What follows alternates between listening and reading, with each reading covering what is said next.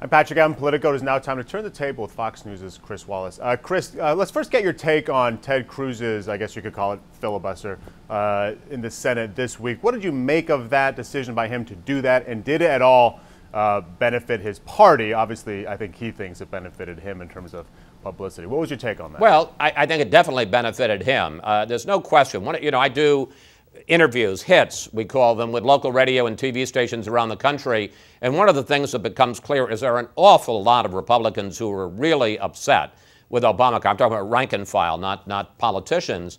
And they love what Ted Cruz had to say. And yes, they heard all this talk about how this is going to mess up the continuing resolution. They were happy to have somebody express their views. Now, does it help the Republicans? I don't think so. First of all, because they're not going to win. The fact is, at least in the Senate, the defunding is going to get stripped out. They're going to have a clean bill that just funds the government for 2 months, and it's going to be sent back to the House.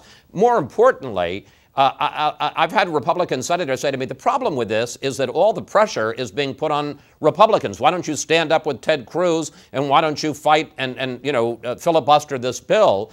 And what they say is the pressure should be on the red state Democrats like Kay Hagan and Mary Landrieu and Pryor and Begich.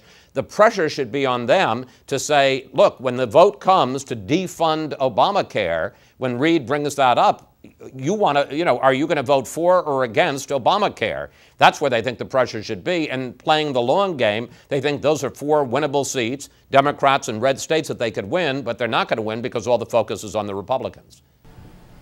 Well, it's funny too, Chris, is we sort of, I think all summer we've heard in Washington this idea that if the government shuts down, the Republicans will be overwhelmingly blamed. And that may still be true, but we did see, I think it was a Bloomberg poll out this week that shows that the president is not getting let off the hook too with sort of what's happening in Washington, including the shutdown. Has that whole conventional wisdom been tossed on its head, and in fact, the president stands to suffer a lot as well from a government shutdown? I think the president probably stands to suffer a good deal, and Democrats in Congress. The latest poll I saw, I don't know which one it was by about 7, 8, 9 points. People blame Republicans more than Democrats.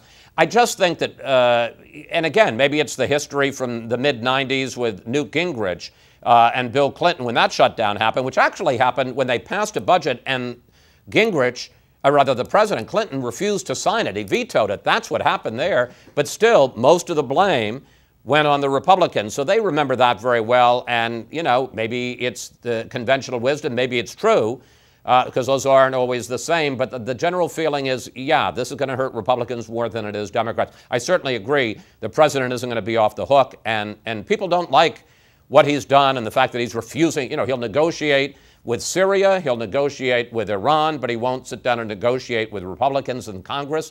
I don't know that that looks so good. All right, Chris, tell us about your program this Sunday.